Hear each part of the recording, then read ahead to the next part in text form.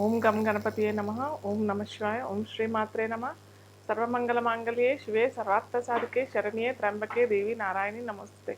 జ్ఞానానందమయం దేవం నిర్మల స్ఫటికాకృతం ఆధారం సర్వవిద్యానం హయగ్రీవం ఉపాస్మహే. అయితే మనం ఈరోజు చెప్పుకునేది అంశం ఏంటంటే అన్ని రాశులకి ఇన్ జనరల్ రాశులకు అడుగుతారు. కాకపోతే రాశులు కాకుండా లగ్నాలకి మనం తీసుకున్నట్టయితే లగ్నాలకి ఏ ఏ లగ్నాల వాళ్ళకి వ్యాపారం వారికి ఎలా ఉంటుంది, ఏ స్థానాధిపతి ఏ గ్రహం వారికి అనుకూలంగా ఉంటుందో అది ఈరోజు మనం తెలుసుకుందాం. అయితే వారికి ఖచ్చితంగా వారు ఏ వ్యాపార రంగం ఎంచుకుంటున్నారో అది ఖచ్చితంగా వారి అనుభవం పూర్వకంగా చేసుకుంటే చాలా బాగుంటుంది. ఏదో మాకు ఇష్టపూర్వకంగా మేము ఈ వ్యాపారం చేస్తున్నాము అనే ధోరణి కాకుండా ఖచ్చితంగా వారికి ఆ రంగాల్లో వారికి ఖచ్చితమైన అనుభవం ఉంటేనే మటుకు వ్యాపారంలో దిగితే చాలా బాగుంటుంది. అయితే ఒక్కొక్క లగ్నాల వాళ్ళకి మనం ఇన్ జనరల్ చాలామంది రాశులు కూడా చూసుకోవచ్చు కదా అని అంటారు. కాకపోతే రాశులకి లగ్నాలకి తేడా ఏంటంటే రాశి మనం మనస్సు ద్వారా మనస్సుని గ్రహిస్తాం అంతేగాని లగ్నం అనంటే మటుకు మొత్తం శరీరం మొత్తం ప్లస్ లగ్నం అనంటే దాని నుంచి ఏ గ్రహాలు వారికి అనుకూలంగా ఉంటుందో అనేది తెలిపేది కేవలం లగ్నం మాత్రమే. కాబట్టి మనం ఖచ్చితంగా లగ్నం నుంచి తీసుకుంటే చాలా చక్కగా ఉంటుంది. అయితే కొందరికి జన్మతిథి లేదా పుట్టిన రోజు సమయం ప్రదేశం ఏంటి ఇవన్నీ ఏం తెలియదు. సో తెలియని వారికి మనము వారి పేరు ద్వారా మనం ఆ పేరు ముందు అక్షరం ఏ రాశికి అనుకూలంగా అవుతుంది, ఏ రాశిలో పడుతుంది అని తీసుకొని వారి వారి రాశుల ప్రకారం మనము చెప్తామన్నమాట. సో ఈ రకంగా మనము ప్రతి లగ్నాల వారికి రాశుల వారికి మనం వ్యాపారం ఏ వ్యాపార రంగం వీరికి చాలా అనుకూలంగా ఉంటుంది అని చక్కగా చూసుకోవచ్చు. అయితే కొందరు ఏంటంటే పార్ట్నర్షిప్ కూడా చేసుకుంటారు అనమాట. పార్ట్నర్షిప్ అన్నా చేసుకుంటారు, లేకపోతే ఓన్లీ బిజినెస్ మీరు ఒక్కరే ఎంటర్ అయ్యి చేసుకోవడం కూడా జరుగుతుంది అనమాట. సో పార్ట్నర్షిప్ అన్నప్పుడు చాలామంది చూసుకునేది ఏంటంటే వారి వారి నక్షత్రాలు లేదా వారి వారి లగ్నాలు లేదా రాశులు మ్యాచ్ అవుతే బాగుంటుంది కదా అని అనుకుంటారు. కానీ ఇక్కడ ఏమైపోతుంది అనమాట, వారు లగ్నమైన రాశి అయినా నక్షత్రమైనా చూసుకున్నప్పుడు వారు అనుకూలంగా ఉన్నది లేదా ఒక్కటే మనకు తెలుస్తుంది. కాకపోతే మీ పార్ట్నర్ మీరు తీసుకున్నప్పుడు ఖచ్చితంగా ఆ పార్ట్నర్ యొక్క జాతకం మొత్తం తీసుకొని అలాగే మీ జాతకం కూడా మొత్తం తీసుకొని వారి ధనాధిపతి లాభాధిపతి ఇవన్నీ తీసుకొని మనం వ్యాపారం మొదలు పెడితే చాలా చక్కగా ఉంటుంది. అలా కాకుండా కేవలం నక్షత్రం లేదా నామ నక్షత్రం ప్రకారం తీసుకుంటాము, ఓన్లీ డేట్ ప్రకారం తీసుకుంటాము అన్నట్టయితే పప్పులో కాలేసినట్టే. వారి పార్ట్నర్షిప్ కూడా అంతగా బాగుండదు. వారి కలయిక బాగానే ఉంటుందేమో కానీ వారు అనుకూలంగా చేసుకున్నట్టు బాగానే ఉంటుంది. కానీ మనం వ్యాపారం చేసింది ఎందుకు, మనకు లాభాలు పొందడానికి మనం వ్యాపారం చేస్తాం కదా.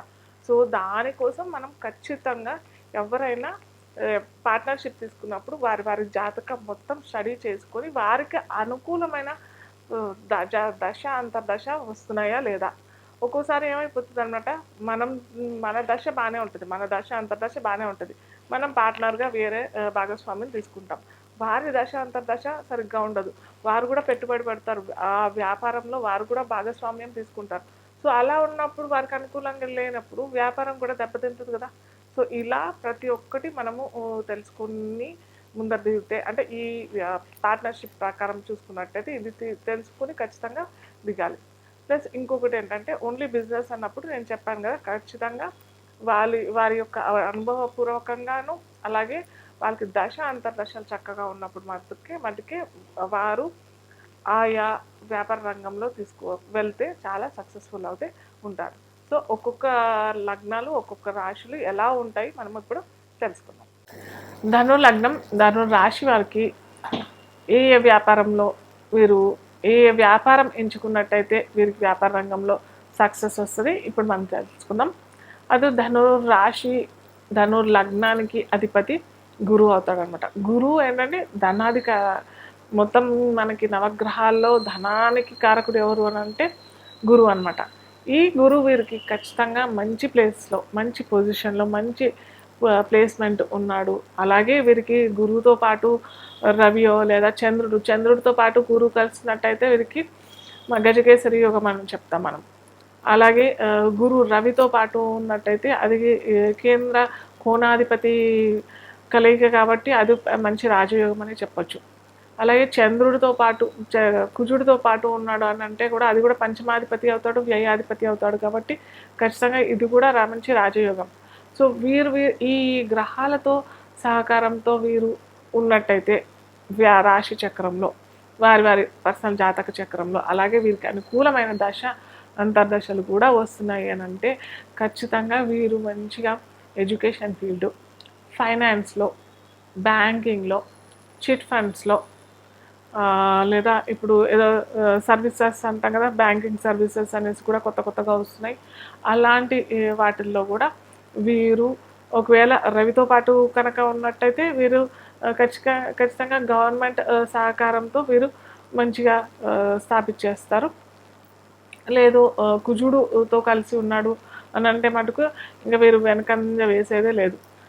మేము పట్టిందే కుందేలు మూడే కాళ్ళని అనుకుంటాం కదా. సో ఆ రకంగా వీరు ధోరణి ఉండడం, వీరు ఇంకా ఏంటంటే కేవలం పెట్టుబడి పెట్టడం మటుకే వీరు ఉంటారు. మొత్తం అంతా కుజుడు చూసుకోవడం, మొత్తం ఆ కుజుడు సహకారంతో వీరు కొద్దిగా ఎప్పుడన్నా లేటు లేదా కుజుడు వ్యయాధిపతి కూడా అవుతాడు కదా వీరికి. సో కొద్దిగా ఎక్కడన్నా డబ్బులు నష్టపోయే అవకాశాలు ఉంటాయి. సో గురువు కుజుడు కాంబినేషన్ ఏ క్షేత్రంలో ఉంది, ఏ స్థానంలో ఉంది ఖచ్చితంగా చూసుకోవాలి. అలాగే వీరికి బుధుడు సప్తమాధిపతి అవుతాడు కాబట్టి బుధుడు గురువు ఖచ్చితంగా ఇద్దరు కలిసి ఏ సప్తమంలోనో, దశమంలోనో, చతుర్థంలోనో ఉన్నాడు అని అంటే ఖచ్చితంగా వీరు ఎడ్యుకేషన్ ఫీల్డ్లో తిరిగే లేదు. ఎడ్యుకేషన్ ఫీల్డ్ పెట్టుకున్నారు లేదా పెద్ద బ్యాంకింగ్ పెట్టుకున్నారు అని అంటే మటుకు ఖచ్చితంగా వీరికి తిరిగే లేదు. వీరికి అటు వ్యాపార ధోరణి చాలా చక్కగా ఉంటుంది. సపోజ్ ఒక బ్యాంకింగే పెట్టుకున్నారు, ఎగ్జాంపుల్ ఒక బ్యాంకింగ్ పెట్టుకున్నారు, బ్యాంకింగ్ సెక్టర్లో పెట్టుకున్నారు.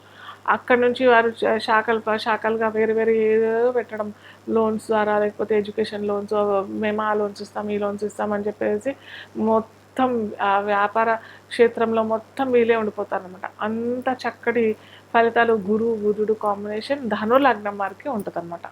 సో అలా వీళ్ళు బ్యాంకింగ్లో అయినా, ఫైనాన్స్లో అయినా, చిట్ ఫండ్లో అయినా, ఇంకా ఏంటంటే ఎడ్యుకేషన్ ఫీల్డ్లో అయినా కూడా చాలా చక్కటి ఫలితాలు ఇస్తారన్నమాట. కాకపోతే వీరికి కనుక బుధుడు సరిగ్గా లేడు, బుధుడు సప్తమాధిపతి అలాగే వ్యాపారాధిపతి, వ్యాపార దానికి కారకుడు బుధుడు కాబట్టి వీరు ఏంటంటే ఖచ్చితంగా బుధవారం ఆవుకి గోగ్రాసం పెట్టడం, లేదా మనకి గోశాలలు చాలా ఉన్నాయి కదా. సో అలా ఒక బుధవారం వెళ్ళి అక్కడ అన్ని ఆవులకి కొద్దిగా ఈ గోగ్రాసం అని అంటే కేవలం పచ్చగడ్డి, ఎండుగడ్డి కాదు. ఇక్కడ మనం తీసుకున్నది ఏంటంటే పచ్చగడ్డి తీసుకొని ఆవులందరికీ తినిపించడం, లేదా మేము ఒక నెలకు సరిపడి గోగ్రాసం మేము ఇస్తున్నాము, దానం చేస్తున్నాము అని చెప్పేసి ఆయా గోశాలలో ఒక్కొక్క వారం ఒక్కొక్క గోశాలలో లేదా ఒక్కొక్క నెల ఒక్కొక్క గోశాలలో ఇస్తామని చెప్పేసి ఇస్తే మటుకు ఖచ్చితంగా మనకు ఆ బుధుడు సహకారం, బుధుడు అనుకూలత ఖచ్చితంగా వీరికి లభిస్తుంది. అలాగే కొద్దిగా గ్రీన్ అవాయిడ్ చేయడానికి కూడా ప్రయత్నం చేసుకోండి. ఎక్కువగా ఎల్లో అంటే పసుపు రంగు కలర్ వేయడం. గురువారం మీరు ఏ ప్రోగ్రామ్ అయినా స్టార్ట్ చేస్తే మటుకు ఖచ్చితంగా గురువారం, అలాగే గురువారం పుష్యమి నక్షత్రం, గురువారం పునర్వసు నక్షత్రం, లేదా గురువారం ఇంకేదైనా మంచి నక్షత్రాలు కలిసి వచ్చినట్టయితే, ఆ తిథి కూడా కలిసి వచ్చింది, ఏకాదశి, సప్తమో, దశమో, ఇలాంటి నక్షత్రము, దశ, అదే తిథి ఇవన్నీ కలిసి వచ్చాయనంటే మటుకు వీరికి తిరిగే ఉండదన్నమాట. సో ఇది ధనస్సు రాశి వారు లేదా ధనస్సు లగ్నం వారికి వ్యాపారంలో ఎలా ఉంటుంది అని చెప్పేసి మనం తెలుసుకున్నాం.